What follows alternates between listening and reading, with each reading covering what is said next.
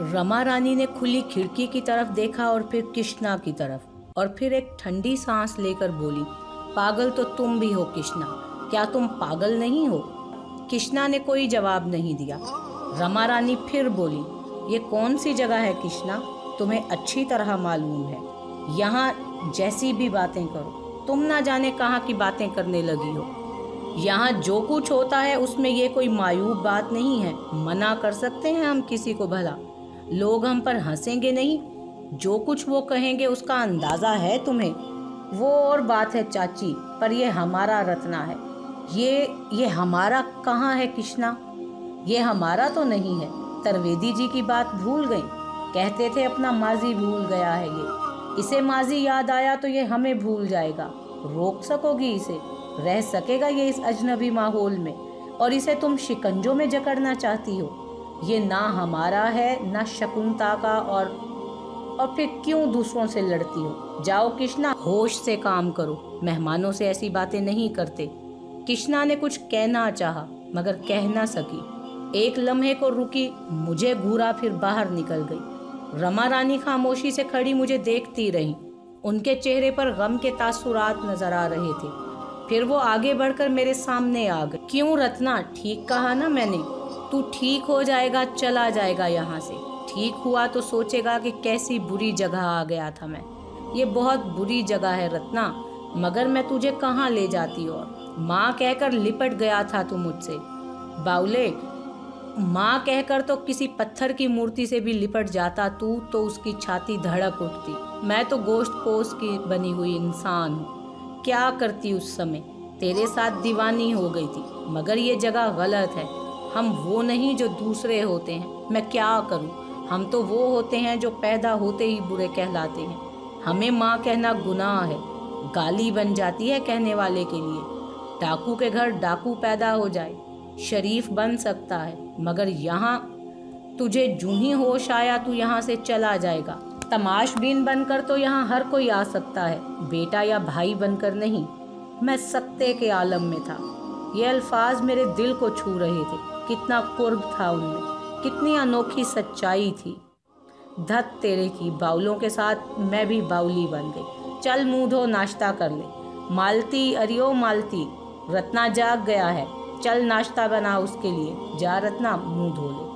रमा रानी बाहर निकल गई। मैं ठंडी आह भर के कमरे से बाहर आया और गुसलखाने की तरफ चल दिया। नाश्ता बड़ी बददिली से किया था, दिमाग बुरी तरह उलझा हुआ था। रमा रानी के अल्फाज ने दुखी कर दिया था। कभी ख्वाब में भी इस माहौल को नहीं देखा था।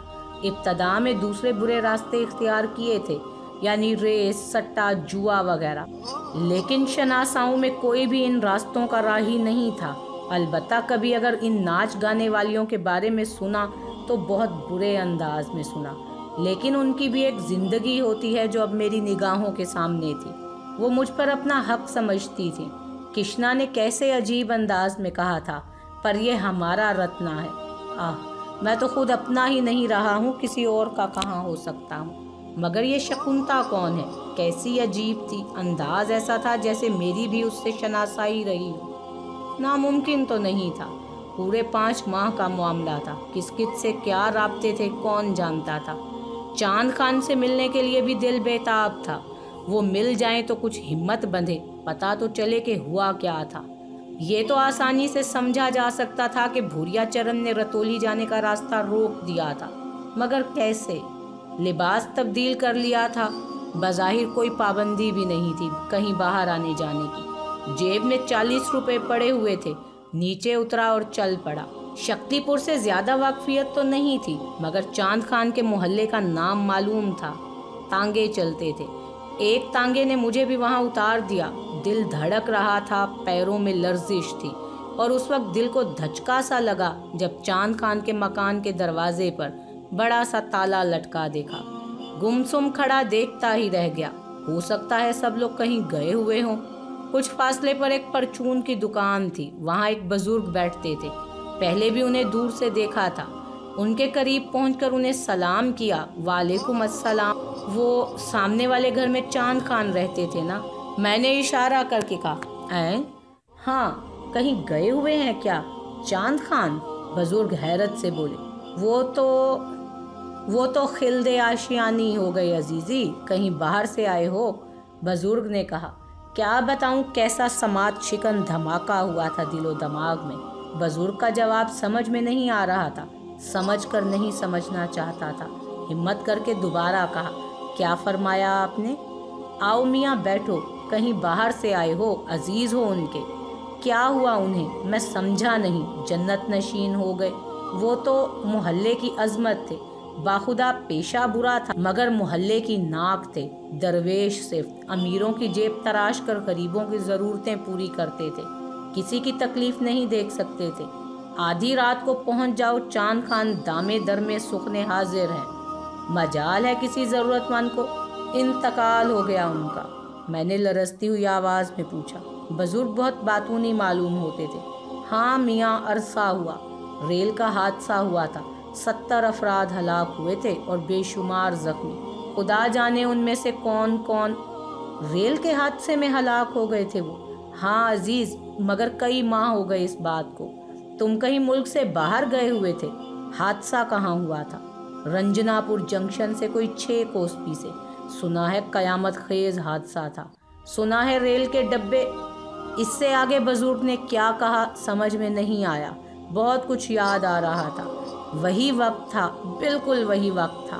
اس رات انہوں نے مجھے سلا دیا تھا، میں سو گیا تھا، پھر سورج چمکا تھا، کچھ شور سنا تھا میں نے، اور اس کے بعد میرے 5 ماہ گم ہو گئے۔ رما رانی نے مجھے شکتی پور میں ہی پایا تھا، یہی بتایا تھا مالتی نے۔ حالات سمجھ میں آ رہے تھے۔ حادثے نے میرا دماغ الٹ دیا ہوگا، اور چونکہ میرا کوئی وارث تو تھا نہیں، اس لیے نہ جانے کہاں کہاں مارا پھرا ہوں گا۔ اور پھر رما رانی، محترم خان صاحب کے ساتھ کچھ اور ساتھی بھی تو یہاں رہتے تھے۔ میں نے آواز پر قابو پا کر کہا، ہاں بہت سے تھے، بہت سارے تھے۔ جب بادشاہ ہی نہ رہا تو رعیت کیا رہتی؟ جس کا جدھر منہ اٹھا چلا گیا۔ اب تو تالا پڑا ہے کوئی 4 مہینے سے، کوئی آتا ہی نہیں ادھر۔ بزرگ نے جواب دی۔ آخری امید بھی ٹوٹ گئی تھی۔ چاند خان صاحب کے بارے میں تو اندازہ ہو گیا تھا کہ بیچارے میری وجہ سے ہی موت کی نیند جاز ہوئے۔ ذلیل بھوریا چرن اس تعویذ کی موجودگی میں خان صاحب کو تو کوئی نقصان نہیں پہنچا سکا، لیکن ریل کا حادثہ بلا وجہ ہی تو نہیں ہوا ہوگا، ضرور اس میں بھی اس کی کوئی چال ہوگی۔ کتنے لوگ مارے گئے تھے میری وجہ سے، ان سب کا خون میری گردن پر ہی تو ہے۔ اگر میں برے راستوں کا انتخاب نہ کرتا، اگر غلاظت کی تلاش میں قدم آگے نہ بڑھاتا، زندگی کو اس انداز میں گزارنے کی کوشش کرتا جیسے اس دنیا میں رہنے والے نیک لوگ گزارتے ہیں، تو یہ سب کچھ ہوتا ہی کیوں؟ بہت بڑا گناہ گار تھا میں، نہ جانے کس کس کا قاتل۔ اپنے ہاتھوں سے بھی تو میں نے قتل کیے تھے۔ وہ بیچارے جیل کے مظلوم سپاہی جو اپنی ڈیوٹی سر انجام دیتے تھے صرف پیٹ پالنے کے لیے، رزق کے لیے، براہ راست میرے ہاتھوں سے مارے گئے تھے۔ گناہوں کی تعداد بڑھتی ہی جا رہی تھی، نہ جانے آگے کیا کیا کچھ کرنا پڑے گا۔ خان صاحب کے کسی ساتھی کا پتہ چل جاتا تو کم از کم اس سے رتولی کے بارے میں معلومات حاصل کر لیتا۔ ان صاحب کا نام بھی مجھے یاد نہیں رہا جن صاحب کے پاس خان صاحب مجھے لے جا رہے۔ کاش اس وقت توجہ ہی دے لیتا میں، خان صاحب سے وہ تمام تفصیلات پوچھ لیتا تو کم از کم کوئی صحیح اندازہ ہی ہو جاتا۔ یہی غنیمت تھا کہ رتولی کا نام معلوم ہے، وہاں جانے کی کوشش کی جا سکتی ہے، لیکن خان صاحب کے بغیر کیا کروں گا؟ کیا کہوں گا کسی سے؟ کسے تلاش کروں گا؟ کیا یہ سب ممکن ہے؟ پھر دل میں ایک خیال ابھرا، خان صاحب کے گھر کا جائزہ تو لیا جا سکتا ہے، ہو سکتا ہے وہاں سے کوئی ایسی نشاندہی ہو جائے جس سے کچھ اور تفصیلات معلوم ہو۔ یہ خیال اچانک ہی دل میں پیدا ہوا تھا اور اتنی شدت اختیار کر گیا کہ دل بے اختیار خان صاحب کے مکان میں داخل ہونے کو چاہنے لگا۔ وہاں سے ہٹا تو بزرگ بولے، ارے نہیں میاں، ایسے کیسے جا سکتے ہو؟ گنے کا رس منگواتا ہوں تمہارے لیے، 2 گلاس پیو، دل ٹھنڈا ہو جائے گا۔ بڑی بری خبر سنائی ہم نے تمہیں، لیکن تعجب ہے 5-5.5 مہینے ہو گئے اس واقعے کو، تو تم نے خبر ہی نہ لی۔ آخر ان سے تمہارا کیا رشتہ تھا؟ उन बातूनी बुजुर्ग को बड़ी मुश्किल से टाला, गन्ने के रस से माजरत की, झूठ बोलना पड़ा था इस सिलसिले में। उन्होंने चाय की पेशकश भी कर दी, लेकिन बस वहाँ से जान छुड़वा कर ही हटा था। दिल पर एक बार फिर गम के पहाड़ टूट पड़े थे। यह एहसास दिल से दूर ही नहीं हो रहा था कि चांद खान जैसा मुखलिस आदमी मेरी वजह से हलाकत का शिकार हुआ। मकान के करीब पहुंचा, सामने से गुजरा, बगली सिमत आ गया। दूसरे मकानात में घिरा हुआ था ये मकान।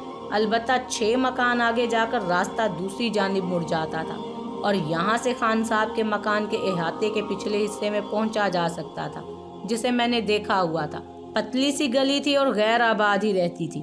फिर अहाते की दीवारें भी इतनी ऊंची नहीं थीं कि उन्हें अबूर ना किया जा सकता। वैसे अहाते के पिछले हिस्से में एक छोटा दरवाज़ा भी था, वो भी शायद अंदर से बंद था। इधर उधर देखा और जायज़ा लेने के बाद कि कोई मेरी जानिब मुतवज्जो नहीं है, अहाते की दीवार पर चढ़कर अंदर कूद गया। जगह जगह घास उगी हुई थी और काफ़ी बड़ी बड़ी हो गई थी। रात की रानी के पौधे मुरझा गए थे। खान साहब को फुलवारी लगाने का बड़ा शौक था। उकबी हिस्से में तरह तरह के गमले रखे हुए थे, सब के सब उसी तरह थे, लेकिन मुरझाए हुए। मकान पर होलनाक वीरानी बरस रही थी। उस वक्त जब मैं यहाँ था, खान साहब की मौजूदगी में ये मकान बड़ा पुररौनक रहता था। उनके शागिर्द हंसी मजाक करते रहते थे, कहकहों की आवाज़ें उभरती रहती थीं। खान साहब का अंदाज उनके लिए बड़ा मुशफ़क़ाना होता था। अब ये सारी चीज़ें मौजूद नहीं थी और एक अजीब सी वीरानी हर शय पर छाई हुई थी। आगे बढ़ा और अंदरूनी हिस्से में दाखिल हो गया। मकान का सारा सामान गालिबन निकाल लिया गया था, अब वो खाली ही पड़ा हुआ था। खान साहब के कमरे में दाखिल हुआ। वसीओ अरीज कमरा, कोने में बिछा हुआ तख्त, एक जानिब पड़ी हुई मसेहरी, ये सब चीज़ें मौजूद थीं। मसेहरी पर अलबत्ता बिस्तर नहीं था, दीवारें नंगी कर दी गई थी। खान साहब जगह जगह नज़र आ रहे थे। हर सरसराहट पर यह एहसास होता था कि अब कोई आवाज़ सुनाई देगी, लेकिन कुछ नहीं था। जो तसव्वुर लेकर उस घर में दाखिल हुआ था, यहाँ आते ही सब कुछ खत्म हो गया था। भला इस वीरान खंडर में अब मुझे क्या मिल सकेगा? किसी ने कुछ नहीं छोड़ा था। गर्दन झटकी, मायूसी ने दिल में घर कर लिया था। भोरिया चरण अभी तक मुझ पर हावी था। जो कुछ उसने कहा था वो कर दिखाया था। कहा था कम वक़्त ने कि सुकून से नहीं जीने देगा। सुकून तो खैर क्या ही मिलता, जीना भी इतना मुश्किल हो गया था कि नाकाबिले बयान है। वो कमरा याद आया जिसमें खान साहब ने मुझे ठहराया था। वो जो एक रात अजब होलनाक हादसे का शिकार हुआ था। कदम उस जानिब उठ गए और मैं उस कमरे के सामने पहुंच गया। बिल्कुल वैसा ही था। दरवाजे, खिड़कियां गायब, थोड़े थोड़े से टुकड़े दीवारों में फंसे हुए। कैसी होलनाक कहानी थी उस रात की। मैं कमरे में दाखिल हो गया और चंद कदम ही आगे बढ़ा था कि दफतन एक बार फिर मेरा दिल धड़कना भूल गया। दिल के किसी गोशे में ये तसव्वुर नहीं था कि भोरिया चरण यहाँ नजर आ जाएगा। वो अपने मनहूस वजूद के साथ दीवार से टेक लगाए, पांव फैलाए बैठा मुझे ही घूर रहा था। वही बड़ी बड़ी आंखें, वही होलनाक शक्ल।